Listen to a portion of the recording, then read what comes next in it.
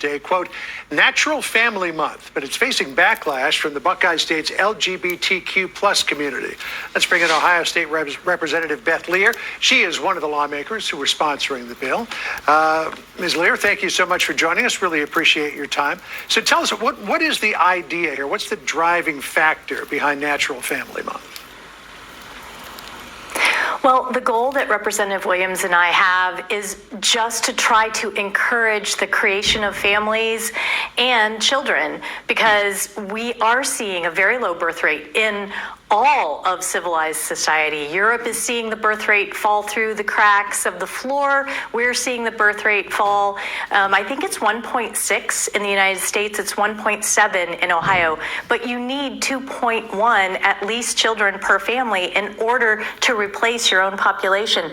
And we're just not there. And we want to encourage people to have families.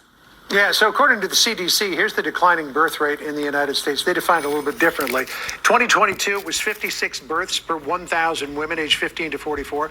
That dropped to 54.4 in 2023. That was a historic low. It's come up a little bit since 2023, but still, the overall trend, Representative Lear, is on the way down. Exactly. And that's why Representative Williams and I introduced this bill. We need to have kids. We need to have a workforce in the United States. We'd like to grow and prosper, and the best way to do that is to have healthy families. So that's all we're doing with this idea of this bill, and it seemed like the perfect timing between Mother's Day and Father's Day to talk about it.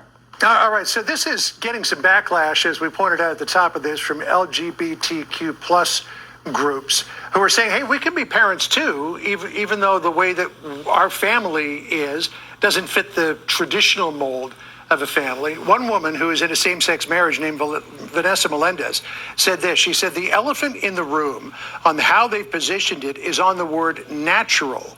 And I think that what they're saying is, if there's only one way to be a natural family, and that's not entirely true. She and her wife have got an adopted daughter. She's got a son, a stepson from a previous marriage. Does this declaration of Natural Family Month include them or exclude them? The whole idea is for us to encourage what's best for children. So natural, we use that term because just about any term you use is going to have some backlash from somebody or another. If we use traditional, the claim is going to be that's only Christians. If we use nuclear, similar thing. We use natural because it includes historical, scientific, and religious backgrounds for the term family. And it can include adopted family members. I'm adopted. It can include people like Josh, who grew up in a single parent home, but he wants to provide a father and a mother for his family. Right, so Josh Williams, your co-sponsor, said the purpose of the month is to promote natural families, meaning a man, a woman, and their children, as a way to encourage higher birth rates. I mean, does the community that feels alienated by this have a point based on what he said?